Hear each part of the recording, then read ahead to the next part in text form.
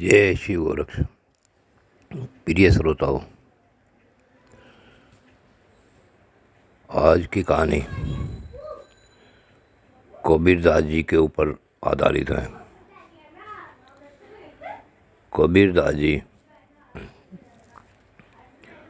को कर्म करने में एक प्रकार की शांति अनुभव होती थी। वह हमेशा कपड़ा बुनते थे और उसे काशी के बाज़ार में बेच कर आते थे। कबीरदास जी का जन्म काशी में ही हुआ था। वे वहीं पले बड़े थे। जिस समय कबीरदास जी प्रवचन करने लगे, यह कहानी उस समय पर आधारित है। मेरे प्रिय श्रोताओं, इस कहानी से आपको एक प्रकार का कर्म करने की विशेषता तथा कर्म में पाप और पुण्य से बचने का रास्ता मिलेगा। प्रभु के प्यारे भक्तजनों, जिस समय कबीरदास जी प्रवचन करने लगे तो उनके पास इक्का दुक्का आदमी ही आता था, जो उनकी भक्ति से प्रेरित होकर उनकी शरण में आने लगा था। उस समय उनके पास एक पुत्र कमाल और एक पुत्री कमाली, दो बच्चे थे। एक पत्नी थी, एक और एक स्वयं कबीरदास जी थे। उनकी कमाई सुबह से शाम तक इतनी ही होती थी जिससे कि वे अपना पेट का गुजारा कर सके। संत न तो अधिक कमाते और न कमाई अपने पास रखते। जो प्रभु दे देता वो उसी में ही अपना सब्र करके अपना पेट पालन करते हैं। इसी प्रकार कबीरदास जी भी अपने पेट पालन में लगे हुए थे। उन्हें उनके गुरु रामानंद जी से जो राम का नाम मंत्र के द्वारा प्राप्त हुआ था, वह केवल उसी का जाप करते थे। एक दिन उनके पास 4 प्रभु भक्त आए। बैठकर उन्होंने कबीरदास जी से सत्संग सुना। सत्संग पूरा होने के बाद भोजन का समय हो चुका था। कबीरदास जी की पत्नी भोजन बना रही थी। कबीरदास जी संत थे और संत कभी किसी को भूखा नहीं देखते, तथा भोजन का समय था तो संत कबीरदास जी ने भी संत के व्यवहार से उन चारों से कहा कि भोजन लेकर जाना। चारों कबीरदास जी की बात टाल नहीं पाए और चारों ने भोजन किया। चारों भोजन करके चले गए तो कबीरदास जी की पत्नी बोली, आप जो आता है उसे भोजन को कह देते हैं। पता है अब हमारे लायक भोजन ही नहीं रहा। जो भोजन था वे तो चारों खा गए, अब हम क्या खाएं। कबीरदास जी बोले कि प्रभु की इच्छा जैसी होती है वैसा ही जीवन में होता है, कोई बात नहीं, चिंता न करो। और उस दिन वो चारों भूखे ही रह गए। अगले दिन उसी समय पर फिर चारों भक्त आए, बैठे और सत्संग सुना। सत्संग सुनने के बाद जैसे ही चारों चलने लगे, फिर कबीरदास जी ने संत स्वभाव से बैठा लिया और कहा कि भोजन करके जाना। उस दिन भी उनकी पत्नी ने जो भोजन बनाया था वे चारों चट कर गए। अब वे चारों तो चले गए, परंतु आज कबीरदास जी की पत्नी को क्रोध आया और उसने कहा कि आप जो कमाते हैं वह दूसरों को खिला देते हैं, हम क्या खाएं। बच्चे भी इतने शाने नहीं हैं कि बच्चे कमाएं। अभी बच्चा शिक्षा प्राप्त कर रहा है। कबीरदास जी तो अंगूठा टेकते, यानी कि अनपढ़ थे। उनके मुख से जो भी वाणी निकलती वह संतों की भाषा से, प्रभु की प्रेरणा से सत्य होती थी। अब कबीरदास जी का लड़का बोला, पिताजी हम इस प्रकार भूखे कब तक रहेंगे, हमें बताओ हम क्या करें। कबीरदास जी हंसकर बोले, बेटे प्रभु का भजन करो। कबीरदास जी की पत्नी आवेश में आकर बोली, क्या भक्ति करने से पेट भर जाता है? पेट तो खाने से ही भरेगा। क्या मैं इन बच्चों से चोरी कराऊं? अब कबीरदास जी हंसे और बोले कि कोई बात नहीं, अगर चोरी करनी पड़े तो चोरी भी कर लो, इसमें क्या बात है। कर्म तो कर्म है, कर्म करना चाहिए। अगर चोरी करने से हमें कुछ भोजन प्राप्त होता है तो चोरी करने में कोई दोष नहीं। इतना सुनकर कबीरदास जी की पत्नी को तो और ज़्यादा क्रोध आ गया। उसने कहा, सबको शिक्षा देते हो पाप नहीं करते हैं, अधर्म नहीं करते, किसी का बुरा नहीं करते, और अब हमें शिक्षा दे रहे हैं कि चोरी कर लो। कबीरदास जी मुस्कुराए और बोले कि तुम्हें नहीं पता, कर्म प्रधान है, हमेशा कर्म करना चाहिए। कर्म करने में किसी प्रकार का भी भय नहीं होना चाहिए। अगर चोरी करनी पड़े तो कर लो। फिर तो क्रोध में ही उनकी पत्नी बोली, ठीक है, लड़के को लेकर जाओ और चोरी करके लाओ, मैं भी देखती हूँ तुम किस प्रकार चोरी करके लाते हो। कबीरदास जी मुस्कुराए और अपने लड़के से बोले, बेटे अब आप काशी नगर में घूम कर आओ और देखो कि सबसे धनवान कौन है जिसके पास अन्न की कमी न हो। कमाल बोला, पिताजी मुझे तो पता नहीं कौन धनवान है कौन गरीब है, तुम ही बताओ कि कौन है। अब कबीरदास जी उठे और बाजार में को निकल गए। शाम का वक्त हो चुका था। रात्रि के समय कबीरदास जी अपने बेटे से बोले कि यह कुदाली उठाओ, यानी धरती खोदने का एक हथियार होता है कुदाली। यह कुदाली उठाओ और चलो कंधे पर रखकर, चलो आज चोरी करके लाते हैं। आज कबीरदास जी की पत्नी सहज भाव से कबीरदास जी के ये वचन सुन रही थी, तथा उसने मन में सोचा कि क्या तेरा पति कभी चोरी कर सकता है? चलो देखती हूँ आज क्या करते हैं।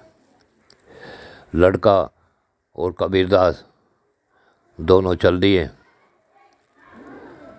उस समय दीवारें कच्ची मिट्टी की बनी होती थी, तो जिस साहूकार को, जिस किसान के घर में दिन में कबीरदास ने अन्न का भंडार देखा था, उस घर के पिछली तरफ गए और अपने लड़के से बोले कि बेटे चलो इसकी खुदाई करो दीवार की, इसमें इतना छोटा रास्ता कर लो जिससे कि हम अंदर घुस जाए। अब कबीरदास का लड़का कमाल कुदाली से खोदने लगा, लेकिन उसे डर लग रहा था, कोई आ न जाए, कोई देख न ले। कबीरदास जी बोले, बेटे हम चोरी करने आए हैं, पाप करने नहीं आए, तुम डर क्यों रहे हो, किस बात का डर है तुम्हें? वह बोला, पिताजी धीरे से बोलो। कबीरदास जी बोले, अरे धीरे से नहीं बोलना चाहिए, हम जो काम करने आए हैं वह करने के लिए हमें किसी प्रकार का भय नहीं होना चाहिए। प्रभु हर जगह हैं, मौजूद हैं, हर कण कण में मौजूद हैं, हमें प्रभु देख रहा है, हमें संसार के देखने का क्या भय, संसार देखे न देखे, बिल्कुल निश्चिंत भाव से प्रभु भक्ति करते हुए तुम खुदाई करो। अब कमाल धीरे धीरे फिर खोदने लगा, परंतु वह इधर उधर बार बार देखता और मन ही मन भयभीत हो जाता। कबीरदास ने कहा, क्या कर रहे हो बेटे, पाप क्यों कर रहे हो? यह पाप है, भय होना ही पाप है। जिस कर्म को करते हुए हमें भय लगे वह कर्म पाप में होता है। इसलिए तुम कर्म ही नहीं कर रहे, तुम तो पाप कर रहे हो, पाप कमा रहे हो। उसने कहा, पिताजी मुझसे तो खोदा नहीं जाता। उसने कहा, ठीक है बैठ बेटे, इधर बैठ। और वह समय अपने आप उन्होंने उस दीवार को खोदकर रास्ता बनाया। उस रास्ते से दोनों पिता पुत्र अंदर चले गए। अब जब अंदर गए तो कबीरदास जी बोले कि बेटे देखो, इनके यहाँ बहुत सारे कमरे हैं और हमें चाहिए अन्न। ये देखो कि इनके किस कमरे में अन्न पड़ा है। कबीरदास जी की ऊंची आवाज़ सुन मालिक की आंख खुल गई। उसने सोचा कि आवाज़ तो कबीर की लगती है, लेकिन ये यहाँ क्या करने आया है? कबीर का लड़का बोला, पिताजी मुझे तो लगता है इन सब कमरों में अन्न पड़ा है। कबीरदास जी बोले, अरे भयभीत न हो, डर मत। तू तो बहुत ही डरी डरी दबी दबी आवाज़ से बोल रहा है, क्या बात है? लड़का बोला, पिताजी आप तो बहुत ज़ोर से बोल रहे हैं, किसी की आँख खुल जाएगी, हम पकड़े जाएंगे। कबीरदास जी ने कहा, बेटे हम जिस कर्म को करने आए हैं उस कर्म में भी प्रधानता है परमात्मा की। वह परमात्मा की कृपा से ही कर्म होता है। हम आए हैं चोरी करने, और वो भी हमारे पास अन्न नहीं है, इसलिए अन्न की चोरी करने आए हैं। अब तो मकान मालिक ने कहा, अरे कबीर। उसने कहा, हाँ जी। तो बोले, क्या क्या बात है, क्या कर रहे हो? अब कबीरदास जी बिना किसी हिचक के, बिना किसी घबराहट के बोले, हम चोरी करने आए हैं। अब उसने कहा, रुको, और उसने प्रकाश किया, दीपक जलाया और बोले, इधर आओ। क्या बात, तुम्हें चोरी करने की क्या क्यों पड़ गई? कबीरदास जी बोले कि ये साहूकार, हमारी जो कमाई जो है वो इतनी होती है कि जिससे हम 4 प्राणियों का भोजन बन सके, परंतु जब मैं सत्संग करता हूँ तो कोई ना कोई भक्त आ जाता है। अब जब भक्त आते हैं तो उन्हें भूखा कैसे भेजूँ? जब भोजन बनता है तो मैं उन्हें कह देता हूँ कि भोजन करके जाना। जब ये भोजन करके जाते हैं तो हमारे पास फिर पीछे खाने को बचता ही नहीं, इसलिए 2 दिन से हम भूखे हैं। अब हम चोरी करने आए हैं। साहूकार ने तिजोरी की ताली कबीरदास जी की ओर फेंक दी और बोला कि जाओ, सोना असरफी जितना चाहिए उतना ले जाओ। लेकिन जब कबीरदास जी का लड़का चाबी के गुच्छे की तरफ को चला तो कबीरदास जी ने डांट कर कहा, अरे क्या कर रहा है? हम सोने असरफियों का क्या करेंगे? हमें तो पेट भरने के लिए अनाज चाहिए, रख दे इसे यहीं। उनकी निर्भयता, निडरता और सहनशीलता देखकर वह साहूकार बहुत ही ज़्यादा झुक गया और उसने कहा, ठीक है कबीरदास, तुम वास्तव में साधु हो, एक बहुत बड़े संत हो, तुम्हें पहचान पाना हर किसी के बस की बात नहीं है। अगर तुम्हें आना चाहिए तो ये सामने जो बरामदा है, यानी कमरे के बाहर जो छपा हुआ मकान है, इस बरामदे में गेहूँ पड़ा है, बाजरा पड़ा है, चावल पड़ा है, और तुम्हें जो चाहिए वो ले जाओ। अब कबीरदास ने अपने लड़के से कहा, जाओ इतनी गठरी बांध लो जितना तुम उठा सको, हमें ज़्यादा की आवश्यकता नहीं है। जो आज दे रहा है वह कल भी देगा, और जब कल की चिंता हमें आज नहीं करनी। तुम चावल ले लो, क्योंकि अब रात्रि में चावल बना कर खा लेंगे, हमारा पेट भर जाएगा, और सुबह फिर प्रभु देंगे। वह तो चावल लेकर दोनों पिता पुत्र उसी रास्ते से चलने लगे। तो साहूकार बोला, कबीरदास जी रास्ता बाहर से है, इधर से नहीं। कबीरदास जी हंसे, मुस्कराए और बोले, अरे साहूकार, हम जिस रास्ते से आए हैं उसी रास्ते को जाने में हमारा कार्य पूर्ण होगा। हम चोरी करने आए हैं और चोरी करके जा रहे हैं तो खुले रास्ते से जाने में हम अपराधी हैं। हम जिस रास्ते से आए हैं उसी रास्ते से जाएंगे तो अपने प्रभु की निगाहों में हम अपराधी नहीं होंगे। हमने जो कर्म करना था सो कर लिया।